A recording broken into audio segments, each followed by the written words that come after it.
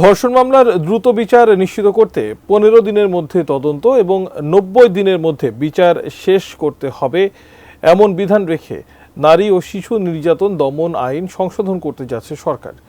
এছাড়া মামলার তদন্ত কর্মকর্তা না বদলানো, 90 দিনে বিচার শেষ না হলেও আসামিকে জামিন না দেওয়া এবং ডিএনএ রিপোর্ট ছাড়াই বিচার অব্যাহত রাখার সংশোধনীও আনা হচ্ছে। আরিফ জামালের রিপোর্টে বিস্তারিত দেখুন। দেশে সাম্প্রতিক আইনশৃঙ্খলা পরিস্থিতি নিয়ে উদ্বিগ্ন অন্তর্বর্তী সরকার। করণীয় ঠিক করতে প্রধান উপদেষ্টা অধ্যাপক ডক্টর মোহাম্মদ ইউনূসের সাথে তার বাসভবনে রোববার জরুরি এক বৈঠকে বসেন উপদেষ্টা সহ সংশ্লিষ্টরা। আমাদের মেয়েরা সত্যি নিরাপত্তাহীনতায় ভুগছে, আমরা এই ব্যাপারে পদক্ষেপ নিচ্ছি। বৈঠক শেষে সচিবালয় আইন মন্ত্রণালয়ে এক ব্রিফিংয়ে আইন উপদেষ্টা অধ্যাপক ডক্টর আসিফ নজরুল মাগুরায় শিশু ধর্ষণের তীব্র নিন্দা জানিয়ে বলেন, সরকার মর্মাহত। তিনি জানান, ধর্ষণ সহ নারীর প্রতি যে কোনো ধরনের নির্যাতন বা সহিংসতা রোধে আইনে বড় ধরনের পরিবর্তন করা হচ্ছে। এখানে কনসার্ন যারা স্টেক হোল্ডার আছে, যারা এই বিষয়গুলো নিয়ে কাজ করে, তাদের সাথে একটু কনসাল্ট করতে হবে। একটু কনসাল্ট করে আমরা আশা করতে পারি ধরেন সপ্তাহখানেকের মধ্যে ইনশাআল্লাহ আমরা একটা ফুল ফ্লেজেড একটা ড্রাফট করে ফেলবো। হয়তো এটা পাস হতে আর কয়েকদিন সময় লাগবে।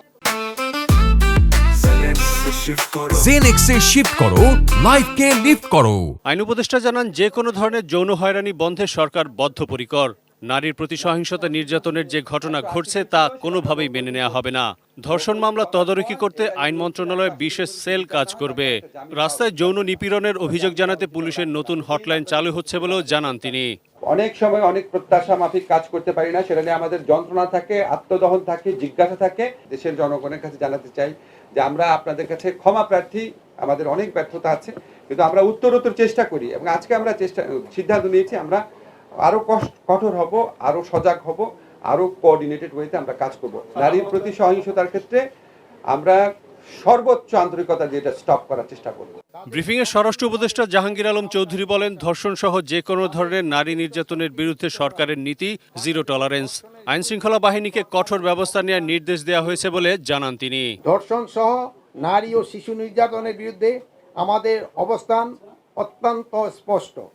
আমি আইন শৃঙ্খলা রক্ষার বাহিনীকে ধর্ষণ সহ সকল ধরনের নারী ও শিশু নির্যাতনের বিরুদ্ধে কঠোর অবস্থান নেয়ার নির্দেশ দিয়েছি। তথ্য সম্প্রচার মন্ত্রণালয়ের উপদেষ্টা মাহফুজ আলম জানান, মব জাস্টিস বা যে কোনো ধরনের নৈরাজ্যের বিরুদ্ধে সামনের দিনগুলোতে কঠোর অবস্থানে থাকবে সরকার। মাননীয় প্রধান উপদেষ্টার উপস্থিতিতে আমরা সিদ্ধান্ত নিয়েছি যে সামনে থেকে মব জাস্টিস পরিস্থিতি তৈরি হলে অথবা কোনো ধরনের থানা ঘেরাও থেকে শুরু করে যে কোনো ধরনের নৈরাজ্যকর পরিস্থিতি হলে এবার থেকে আমরা খুব কঠোর ভূমিকা রাখবো এবং ওখানেই গ্রেপ্তার থেকে শুরু করে ওখানেই আমরা যথাযথ আইনি ব্যবস্থা নেওয়ার ব্যাপারে সব স্টেকহোল্ডারকে বলে দিয়েছি। জনগণের মাঝে সচেতনতা তৈরি করতেও কাজ করবে সরকার, জানান তথ্য উপদেষ্টা। কিভাবে সঠিক তথ্য নিশ্চিতের মাধ্যমে জনগণকে সঠিকভাবে সচেতন রাখা যায় এবং জনগণকে এনগেজড রাখা যায়। আরিফ জামাল, এটি নিউজ, ঢাকা।